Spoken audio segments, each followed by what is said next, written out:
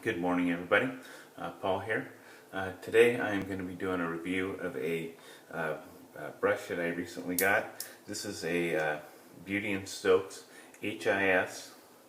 174, or I'm sorry, 194 brush. This is a synthetic brush. It's very large. It's a 28 millimeter knot with 62 millimeters of loft, and the overall brush length is 129 millimeters. So I'm just going to compare this size to the Chubby 2. There's the Chubby, and you can see it's a much larger brush than the Chubby. The knot diameter is about the same at the base. This brush is wet, so it's collapsed a little bit. The other thing I've noticed about the synthetic brush is it doesn't bloom really at all. It pretty much retains its shape quite well.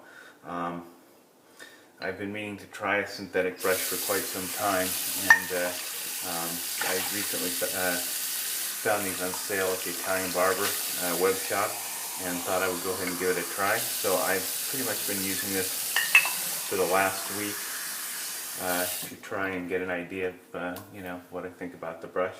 So today I'm going to go ahead and use it in the shave, and I'll give you my thoughts while I'm using it. So these brushes, they really don't require a soaking. You can just rinse them in the sink, and then you can give it a little squeeze there, kind of get the water out of it. And then today I'm going to be using the this is the Tailorable Bond Street Jermyn St soap. So I'm going to be using this brush with the soap, and I'm just going to go ahead and start lathering, creating a lather on the puck. I have already applied my pre-shave, and today I'm using the Alt Innsbruck pre-shave emulsion. And I've been using this fairly frequently recently.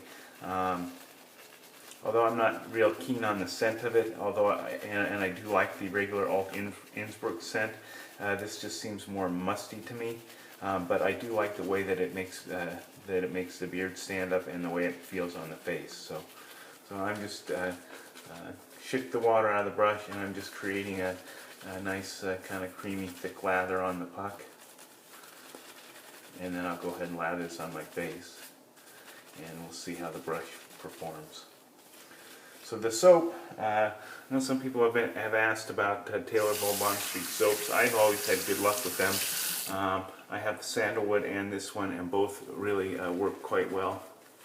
Unfortunately, I can't say the same for the Trumper soap. I have the Eucre Trumper soap, and unfortunately that does not function, or that does not lather very well for me. So I was a bit disappointed with that. I do love the smell, and I love the Eucre cream, but that dang soap just will not lather. So anyways, as you can see, the brush does splay. You do have to put a little more pressure on it than you would, say, a Badger brush to get it to splay. And the tips on this brush are just super duper soft. I was really impressed by the softness of this brush. It's really kind of quite amazing. And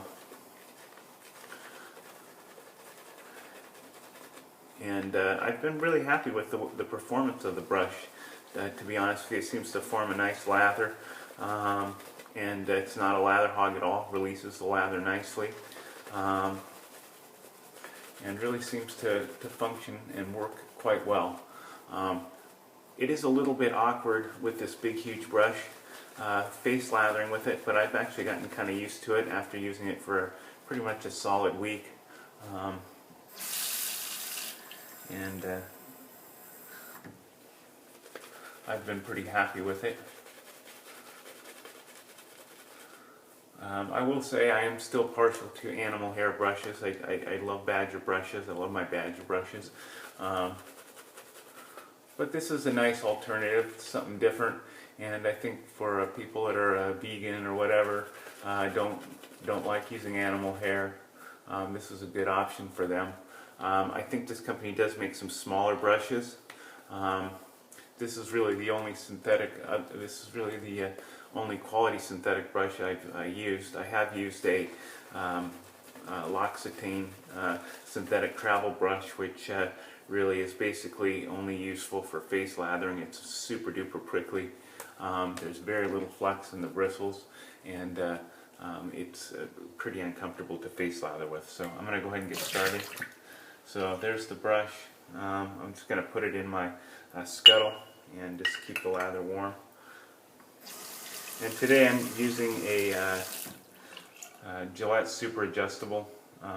This one's set on 9. I don't think you can read that because the numbers are kind of faded. And I'm using a Rapira Swedish Steel blade in here. And this is the second shave on this particular blade.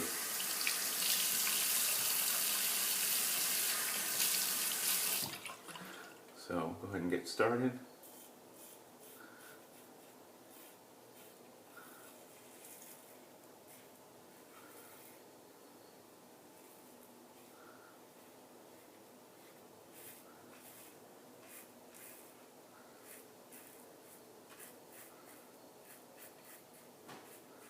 So as far as adjustable Gillette razors go, for me the Fat Boy and the super adjustable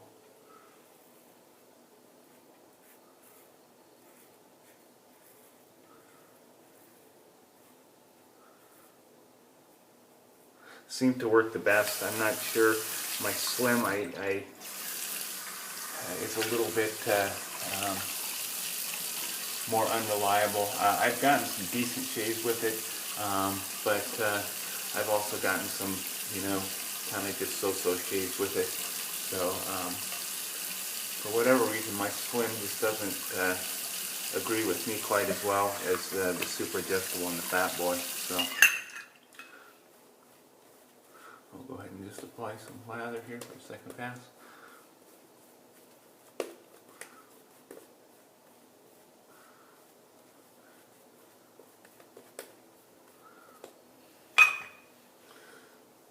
Go ahead and do our across the green pass here.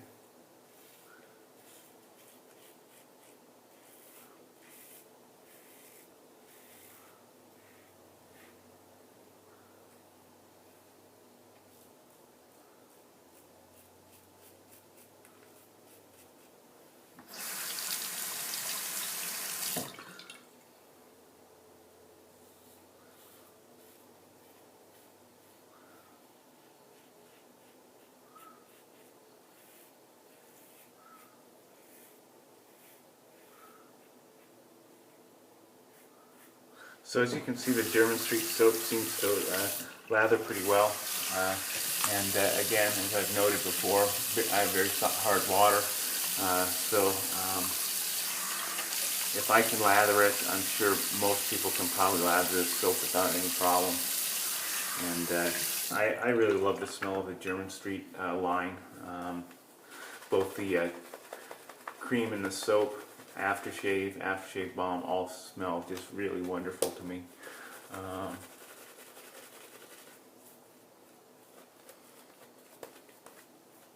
You can see the brush holds plenty of lather for a good 3.5 pass shave, 4 pass shave. Okay.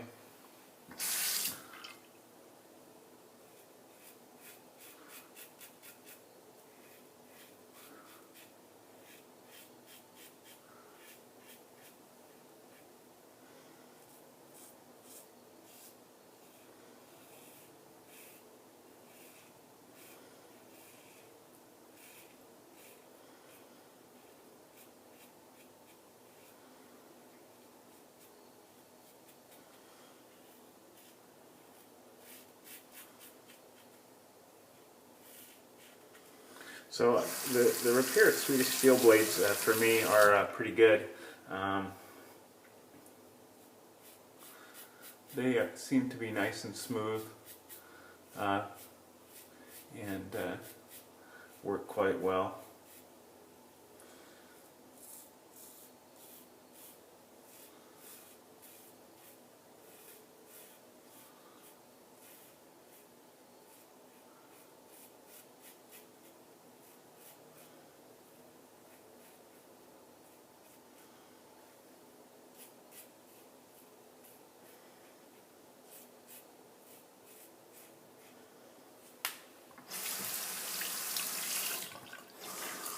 Okay, and we'll just finish up with our fourth pass here.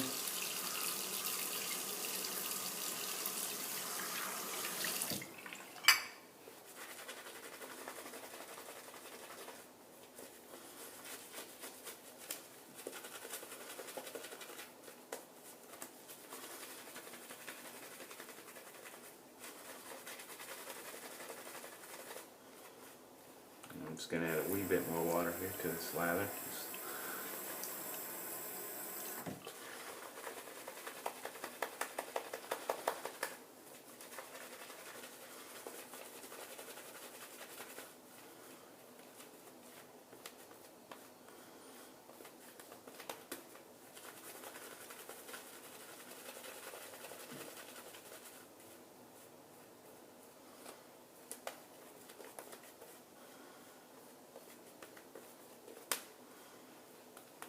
Okay, and just go across the grain again.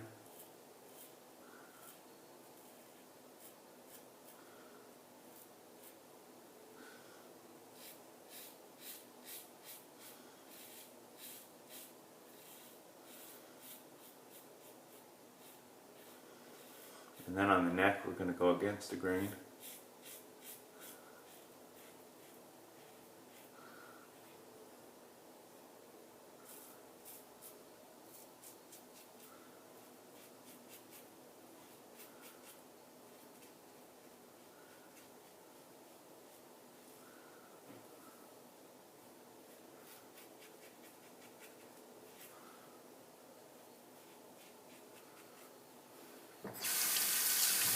This super adjustable is one of the newer ones. This has the black plastic on the bottom of the blade holder there.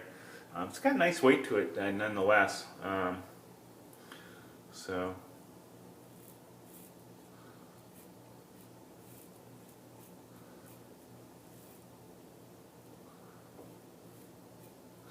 these super adjustables are pretty nice razors, and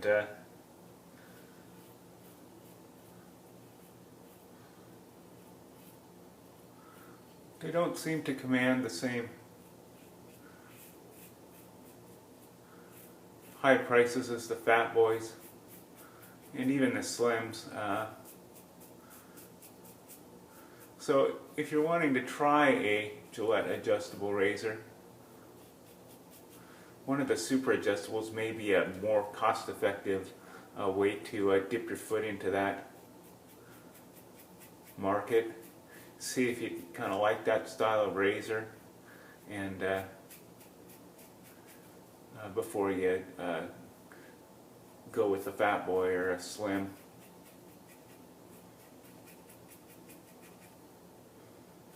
Okay, do a little touch-ups here at the bottom.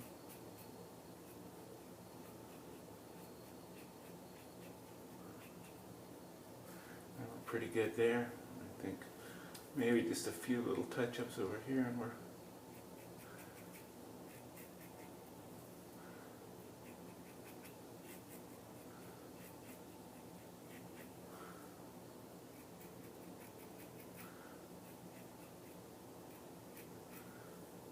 okay. I think we're good. So that's pretty much it. So all in all, I would give this this Beauty & Stokes H.I.S.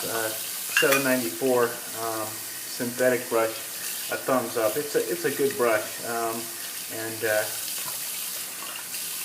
I think these are on sale for about $40 at the Italian Barber now, which puts it at a not an overly high priced brush. So I'm just gonna dry it off a little bit here so you can kind of see it again. Oh, there it is. And again, just super duper soft. Really, I'm impressed with the softness of the brush.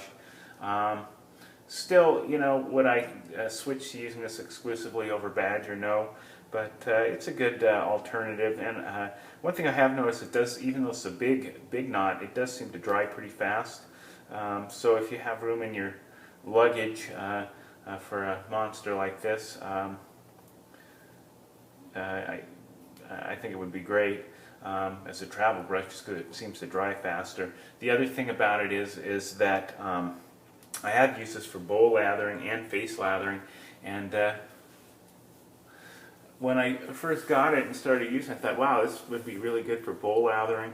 But I did bowl lather it once, and after I completed the shave, I kind of felt like I enjoyed it more face lathering it. So, but that's probably just me, because I do primarily just face lather. So that just makes, at this point, feel more kind of natural and normal for me. So that may be why I enjoyed that better. So for my aftershave, I'm going to use the Kampert's Finest Frostbite aftershave. This is a mentholated aftershave. It's scented with peppermint and frankincense oil. As you can see, the oil separates at the top, and this stuff has to be shaken up real good before you use it. It has a nice cold tingle, although like some of the mentholated aftershaves that are, the menthol just hits you right off the bat. This stuff, you don't really feel the menthol right off the bat. It's kind of builds and builds and builds, and it's kind of an interesting feel. I don't think there's alcohol in the product, and it does not really burn. Smells great, nice peppermint smell with it's like a mixture of peppermint and pine to my nose, which is really quite pleasant. It doesn't last for a super long time, and it actually does have some moisturizing characteristics to it, so you don't necessarily have to use this with a balm. So anyways, guys, I hope you enjoyed that. If you have any questions, just leave comments below, and I'll be happy to answer them. And I hope you guys have a great week, and I'll see you soon. Bye-bye.